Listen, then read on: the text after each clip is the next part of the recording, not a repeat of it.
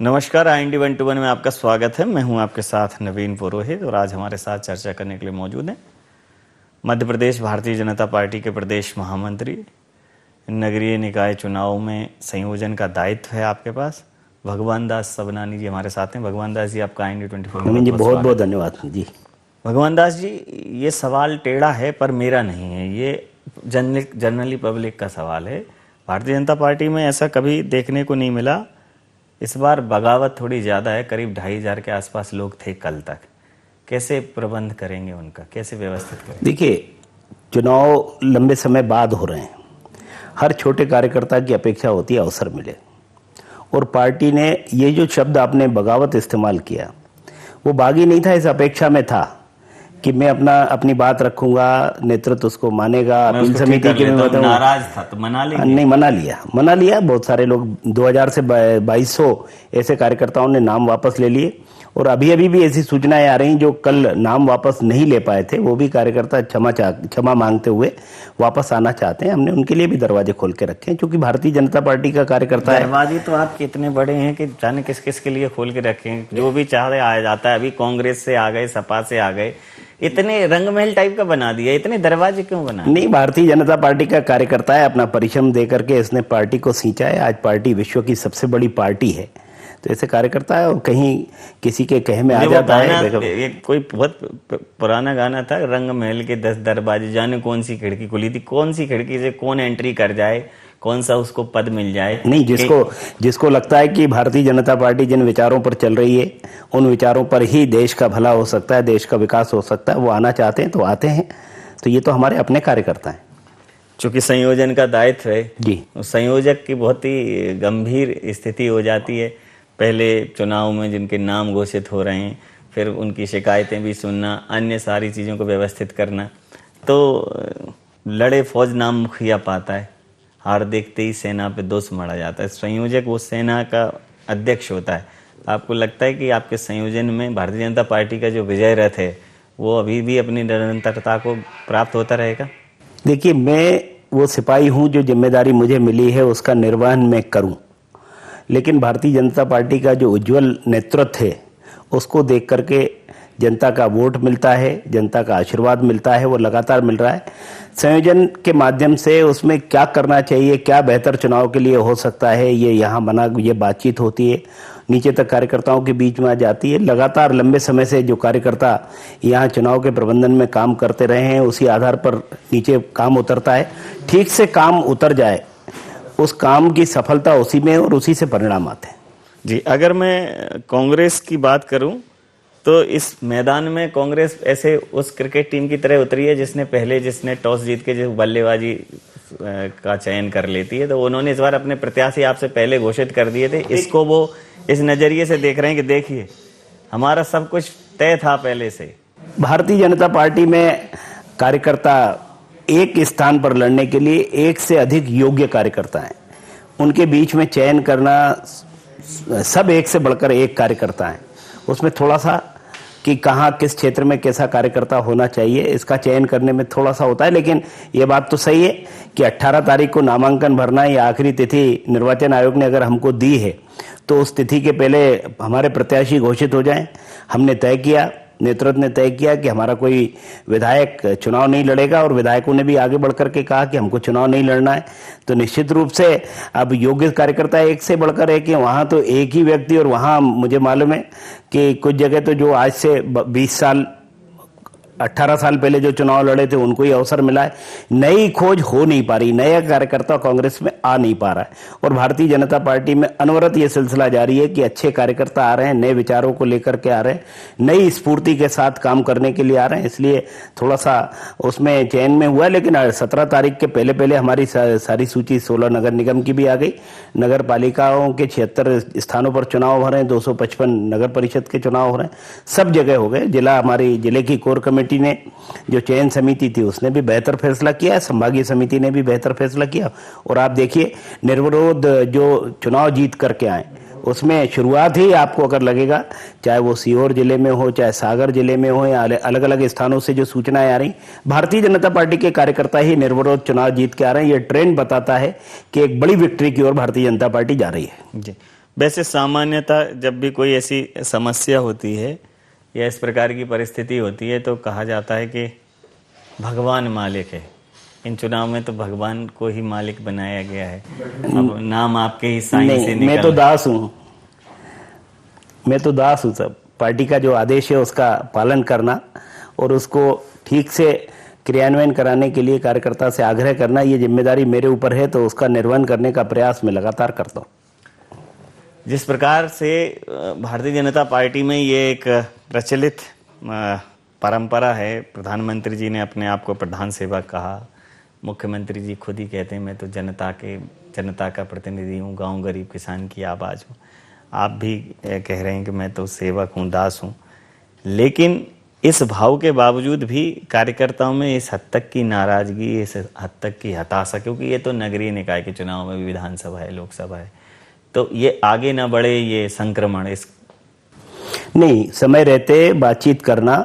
देखो, ये भारतीय जनता पार्टी का जो कहा जाता है कि देव दुर्लभ कार्यकर्ता है, उसके साथ ठीक से बातचीत हो गई, उसके विषय को सुन लिया, उसको समझाइश दे दी, तो उसने पार्टी के पक्ष में अपना जो नामांकन भरा था वो वापस ले लिया और प्रतीक के साथ है, चिन्ह के साथ है, कैंडिडेट के साथ है, पार्टी के साथ है, विचार के साथ है। ये भी भारतीय जनता पार्टी में ही आपको देखने को मिलेगा, दूसरे दलों में शायद इसका सर्वथा अभाव है। जी, जिस प्रकार से कांग्रेस को आप कोई चुनौती नहीं मान रहे हैं, कमलनाथ जी 2018 में जब आए तो उन्होंने भूली बिसरी कांग्रेस को मध्य प्रदेश के पटल पर स्थापित किया और जय जय कमलनाथ का एक नारा मध्य प्रदेश कांग्रेस में गूंजा।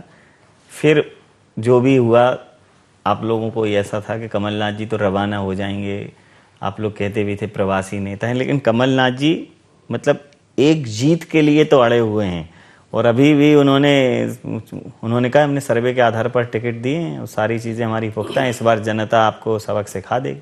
देखिए, चुनाव में उन्होंने जो झूठे वादे मध्य प्रदेश की जनता से किए, खासतौर से नौजवानों को बेरोजगारी भत्ता देना, किसानों को 2 लाख रुपए तक का कर्ज मुक्ति का मामला, इस तरीके का भ्रम जाल फैला करके उन्होंने वोट तो हासिल कर लिए, लेकिन 1.25 साल के कार्यकाल में उन मुद्दों को तो उन्होंने छुआ नहीं, उन समस्याओं को तो हल किया नहीं, उन वादों को तो उन्होंने पूरा किया नहीं। बदले में हमने देखा कि वल्लभ भवन में जिस तरह के तत्व सक्रिय हो गए थे वो भी किसी से छुपा हुआ नहीं है, तो उनका एजेंडा साफ हो गया कि वो किस एजेंडे पर चलना चाहते हैं।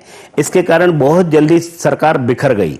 भारतीय जनता पार्टी के प्रति आस्था थी लोगों की, वापस भारतीय जनता पार्टी की सरकार बनी और सरकार बनने के बाद से वो दावे करते रहे कि फलाने मैं 15 अगस्त को झंडा फहराऊंगा कि 26 जनवरी को झंडा फहराऊंगा। वो उनका जो स्वप्न है, नहीं, लेकिन वो उनकी जो नहीं, वो झंडा नहीं फहरा सकते, वो डंडा लिए फिर रहे हैं। पहले तो वो कांग्रेसियों को एकजुट करें, उनकी बात ही लोग नहीं मानते।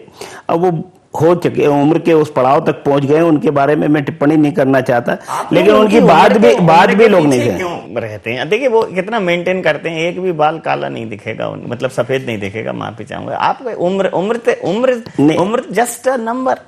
नहीं, मुझे लगता है वो अच्छा पाउडर इस्तेमाल करते होंगे, लेकिन उम्र तो है, वो कितना भी छुपाए, आप छुपते नहीं है, उम्र तो है, लेकिन इसलिए तो जनता के बीच में कम जाते हैं, घरों से ही उनके निर्देश ज्यादा जारी होते हैं। मुख्यमंत्री के रहते भी लोग प्रतीक्षा करते रहे कि हमारा मुख्यमंत्री सुख दुख में हमारे साथ खड़ा होगा, लेकिन वो दिखते नहीं थे।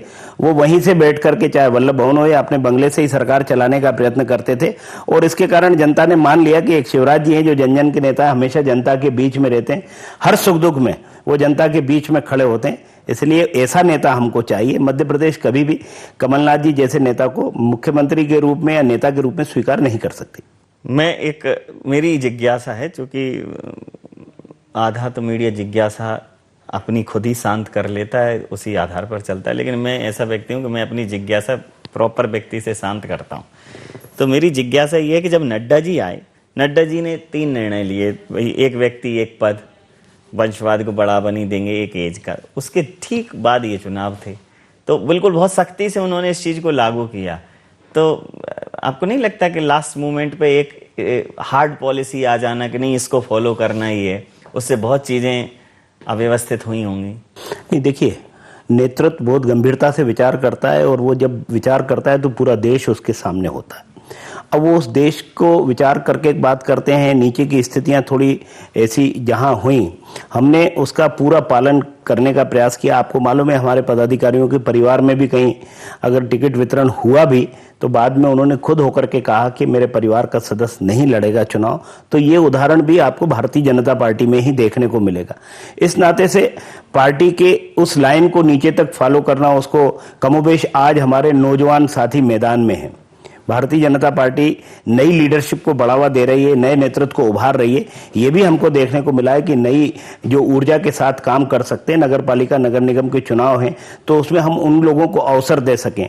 50% आरक्षण का मामला है, महिला आरक्षण है, तो कई जगह आरक्षण के कारण ऐसा लगता है कि बहुत अच्छे कार्यकर्ता हैं, लेकिन वो कार्यकर्ता ही चुनाव वहां जीत सकता है। तो उस परिवार का कोई सदस्य हो सकता है, तो ये प्रयास कहीं हुआ भी है। तो पार्टी में जो सक्रिय रूप से काम कर रहा है उसको अपने जिम्मेदारी दी और वो उम्मीदवार के रूप में भी है। आज राष्ट्रपति महोदया के लिए द्रौपदी मुर्मू जी का जैसे ही नाम जब पार्टी ने रखा है तो आज बड़ा जश्न हुआ, नृत्य हुआ, उत्सव हुआ, बड़े आनंदित हैं।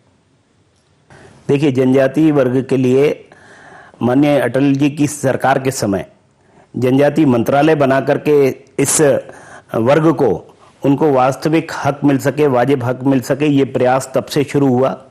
और इसके बाद हमने देखा, चाहे हमारे मध्य प्रदेश के वर्तमान राज्यपाल हों, छत्तीसगढ़ की वर्तमान राज्यपाल हों, ऐसे जनजातीय वर्ग का नेतृत्व भी आए और ऐसे स्थानों पर जाकर बैठे और अपने वर्ग को और उनसे बल मिल सके।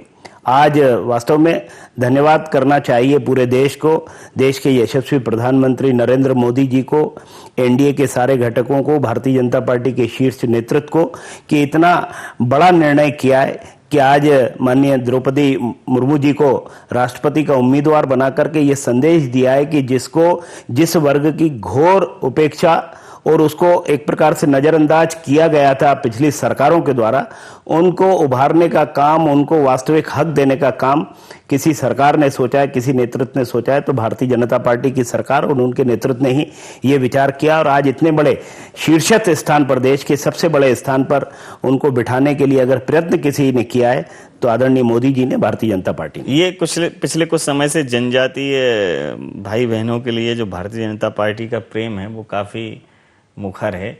जनजातीय गौरव दिवस हो या जनजातीय जो समाज है उनके जो प्रतीक हैं, रानी कमलापति जी हैं, टंटिया मामा हैं, उन सब की जो है प्रतिष्ठा, उन सब का गौरव, उन सब का इतिहास जो है बहुत प्रमुखता से पटल पर रखा जा रहा है। कांग्रेस इसको ये कहती है कि भाई ये वोट बैंक की राजनीति, हम भी यही करते थे, बस हम प्रचार प्रसार। देखिए, वोट बैंक की राजनीति तो वास्तव में कांग्रेस करती रही, प्रचार प्रसार भी खूब करती रही। जनसंघ के काल से जब इस विचार ने राजनीतिक रूप से अपने आप को प्रस्तुत किया, तब से कहा गया न्याय सभी के साथ, तुष्टीकरण किसी का नहीं। तब से हम चलते आए। तो यहाँ जो तुष्टीकरण, वोट लेने का काम कांग्रेस करती रही, हमने वोट लेने वाला काम नहीं किया। उस वर्ग को सर्वहारा की चिंता हो, नीचे तक के व्यक्ति की चिंता हो। आज सबका साथ, सबका विकास, सबका विश्वास, सबके प्रयास से हम ये कर सकें, इस एजेंडा पर केंद्र की सरकार, माननीय मोदी जी की सरकार काम कर रही है, मध्य प्रदेश में शिवराज जी की सरकार काम कर रही है। तो हमने सबको छूने का प्रयास किया है। और हमारा तो राजनीतिक उदय ही अगर अंत्योदय से है कि एकात्म मानववाद के प्रणेता पंडित दीनदयाल उपाध्याय जी ने जो विचार दिया है कि समाज की अंतिम पंक्ति के उस व्यक्ति को मुख्य धारा से जोड़ना, तो निश्चित रूप से हम उसी एजेंडे पर काम कर रहे हैं। जो दीनदयाल जी ने मार्ग हमको दिया, उसी पर काम करने का काम भारतीय जनता पार्टी और उसका नेतृत्व कर रहा है। अभी केंद्र सरकार जो है एक अग्निपथ योजना लाई, जिसमें जो युवा हैं बहुत ही तरुणाई की उम्र में जो है वो देश की सीमाओं की रक्षा करने के जज्बे से जुड़ेंगे। सेना में उनको एक अस्थायी तौर पर काम करने का मौका मिलेगा, फिर वहीं से वो उनका चयन मुख्य सैनिक के तौर पर होगा। उस पूरी योजना को जैसे ही वस्तुस्थिति में आई, पूरे देश में उसको लेकर काफ़ी तनाव की स्थिति बनी। कांग्रेस उसका खूब विरोध कर रही है। जंतर मंतर पर उन्होंने धरना प्रदर्शन भी किया। उन्होंने कहा ये सेना के साथ खिलवाड़ है, देश के साथ खिलवाड़ है।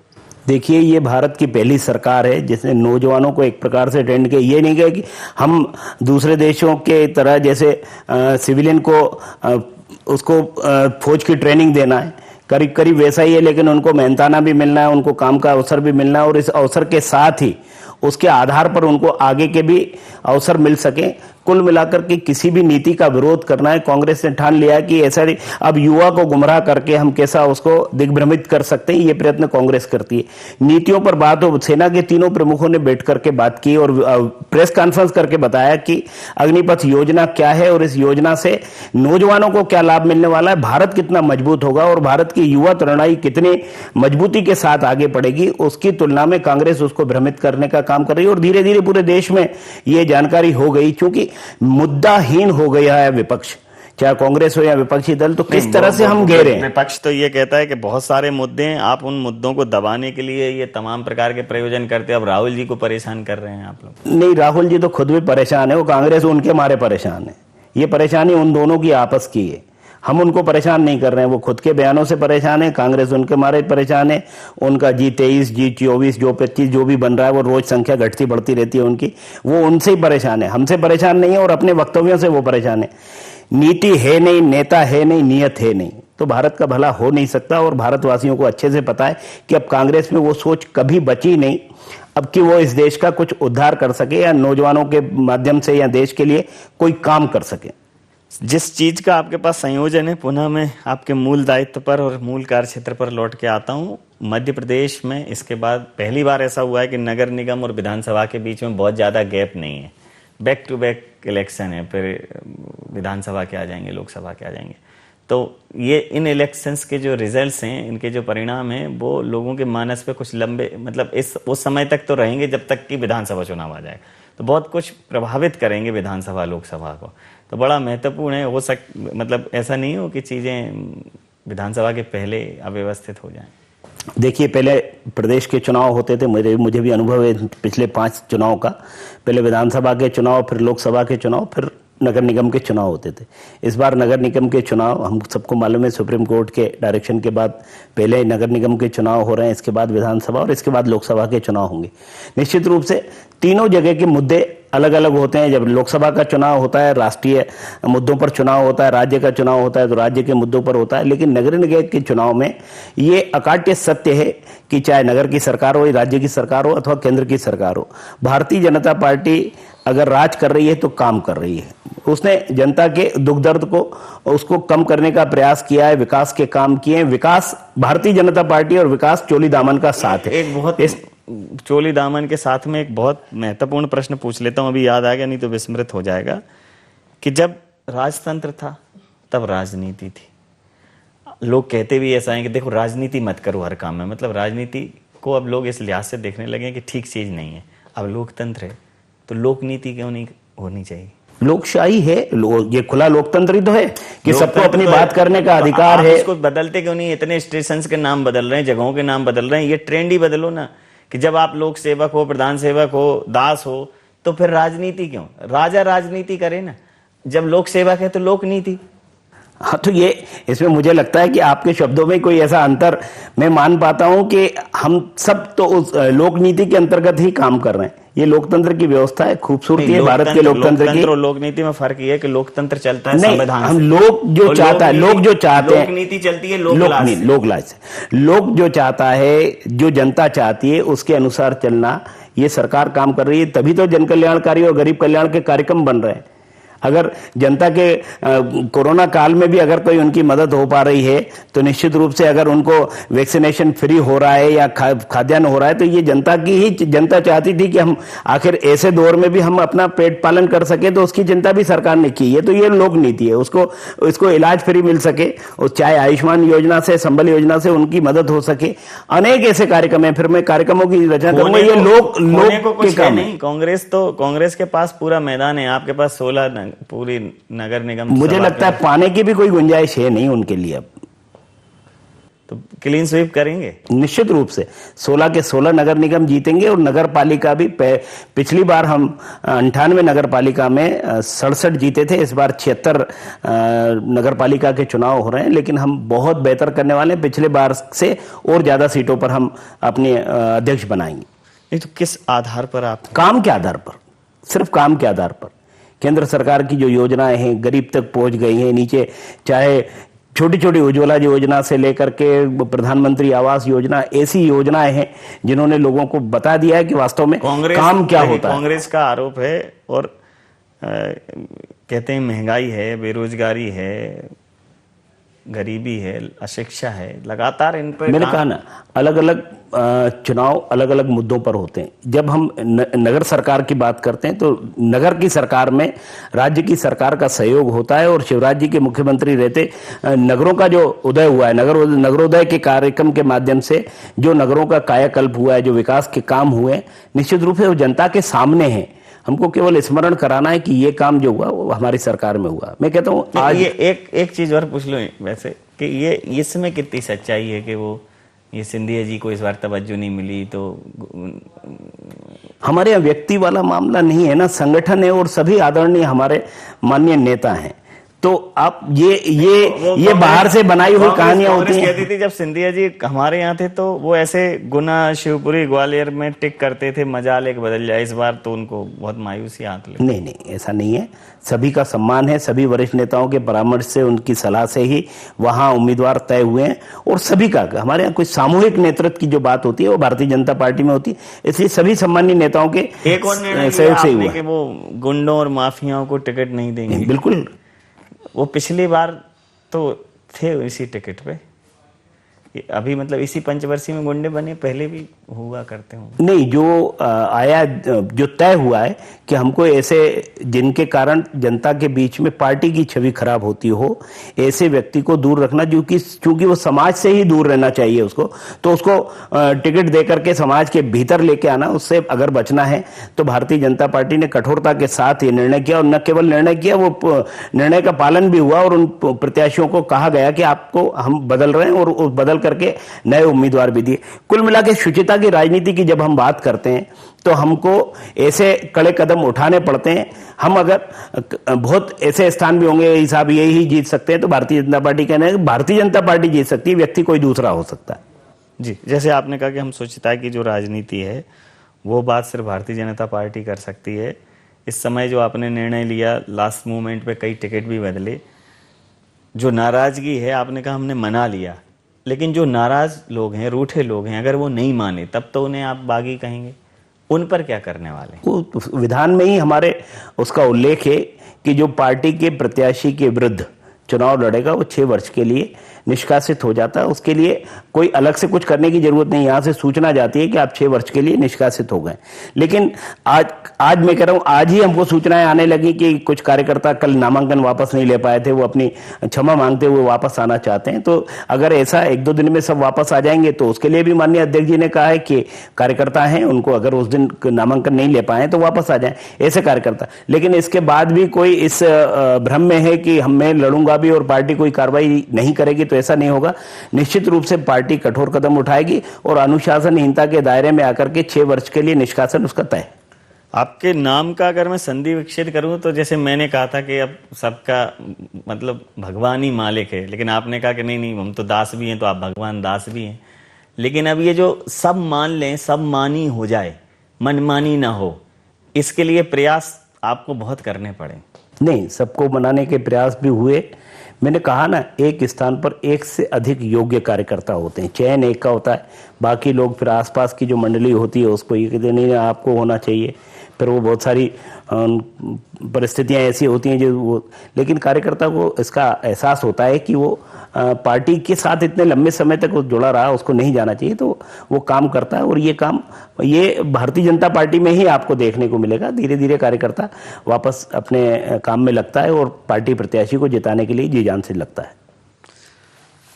बर्फ के पर्वत पिघलते जाएंगे, काम करेंगे, हल निकलते जाएंगे, चलेंगे, गिरेंगे, उठेंगे, खड़े होंगे और फिर संभलते जाएंगे। तो भारतीय जनता पार्टी है, भारतीय जनता पार्टी का जो संगठन है, भारतीय जनता पार्टी का जो अनुशासन है, वो भारतीय जनता पार्टी को बाकी अन्य राजनीतिक दलों से अलहदा खड़ा करता है। और नगरीय निकाय के चुनाव इस बार नज़ीर बनेंगे। जिस प्रकार से नगरीय निकाय के चुनावों ने क्रम परिवर्तन किया है चुनावों का, वो और बड़ा परिवर्तन भारतीय जनता पार्टी के पटल पर लाकर सामने आएगा। और तमाम सारे पहलुओं पर आपके जो विचार हैं मुझे लगता है कार्यकर्ताओं का मोरल बूस्ट करेंगे, उनका उत्साहवर्धन करेंगे और आपके संयोजन में भारतीय जनता पार्टी विजय श्री प्राप्त करे, ऐसी मेरी शुभकामनाएं। बहुत बहुत धन्यवाद। बहुत धन्यवाद आपको।